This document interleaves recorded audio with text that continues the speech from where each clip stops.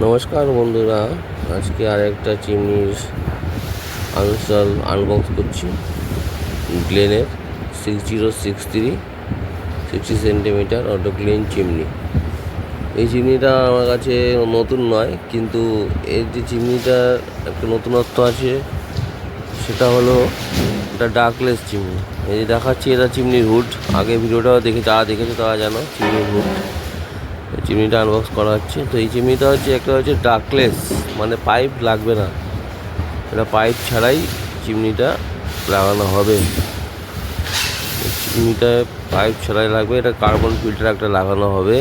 যেখানে পাইপটা লাগাই সেখানটায় কার্বন ফিল্টার লাগানো হবে। ঠিক আছে, দেখতে পাবে আস্তে আস্তে। দেখো, এটা হচ্ছে চিমনি অ্যাডাপ্টার, যার মধ্যে পাইপটা লাগানো হয়। এখানে পাইপ লাগবে না, যদিও এখানে লাগবে কার্বন ফিল্টার। এটা আমার কাছেও প্রথম কার্বন ফিল্টার এসছে। আগে একটা কার্বন ফিল্টার ছিল, যেটা মোটরের হাউজিংয়ে লাগানো হতো। কিন্তু এখানে চিমনিটার অনেকটা আলাদা। এর অ্যাডাপ্টারের মতলব এই কার্বন ফিল্টারটা লাগবে চিমনির ওপরে, যেখানটায় পাইপ লাগানো হয়। এই যেটা ফিল্টার করলাম, বাফেল ফিল্টার, সবাই জানো, হয়তো যারা দেখেছো আগের ভিডিও। যেটা খুলছি এখন, এটা হচ্ছে হাউজিংয়ের মধ্যে একটা বাটি লাগানো থাকে, যেখানে মোটরের যে তেলগুলো যায় সেই তেলগুলো এসে এই বাটির মধ্যে জমা হয়। সেই বাটিটা খুলে ওই তেলটা ফেলে দিয়ে আবার লাগিয়ে দেওয়া যায়। তো যাক, এবারের ভিডিওতে এই যে দেখতে পাচ্ছ বাস্কটা খুলছি, এর মধ্যেই সেই কার্বন ফিল্টারটা রয়েছে। পাইপের বদলে যেটা লাগানো হবে, শুধু এই ফিল্টার লাগানো থাকবে, কিন্তু পাইপ লাগবে না। এটাও আমার কাছে নতুন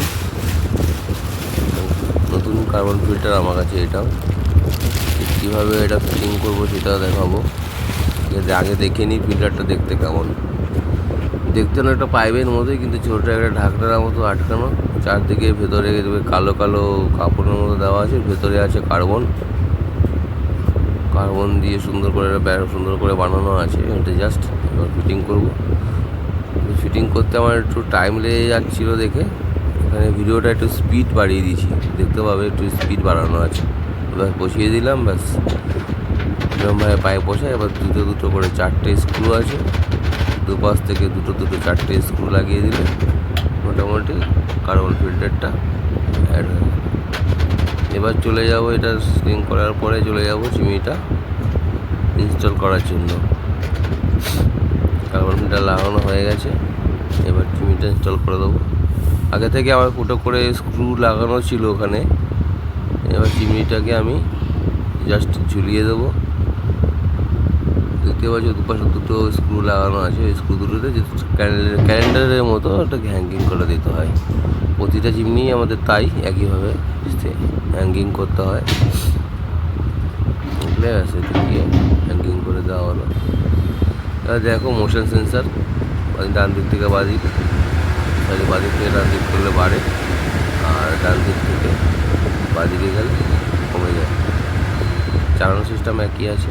এটা পাওয়ারের সুইচ, এটা হচ্ছে তোমার লাইটের সুইচ। এর পাশেরটা হচ্ছে প্লাস। ভিডিওর ক্যামেরাটা ঠিকঠাক ধরা হয়নি। প্লাসের পাশে মাইনাস, প্লাস দিয়ে বাড়বে, মাইনাস থেকে কমবে। এই যে প্লাস দিয়ে বাড়াচ্ছি, কমাচ্ছি। স্ট্যান্ড, এবার স্ট্যান্ড বাই মোডে যে মাঝখানে সুইচ চিপে ধরেছি, এটা অটো ক্লিন সুইচ। এটা কন্টিনিউ 3 সেকেন্ড ধরে রাখলে অটো ক্লিন চালু হয়ে যাবে। এখন যেহেতু চলছে না মেশিন, তাই আমি আবার অটো ক্লিনটা বন্ধ করে দিলাম। ব্যাস, আজকের মতো ভিডিওটা এখানেই শেষ। পরবর্তী ভিডিও কমেন্ট করো। পরবর্তী ভিডিওটা আমি আবার শিগগিরই নিয়ে আসবো।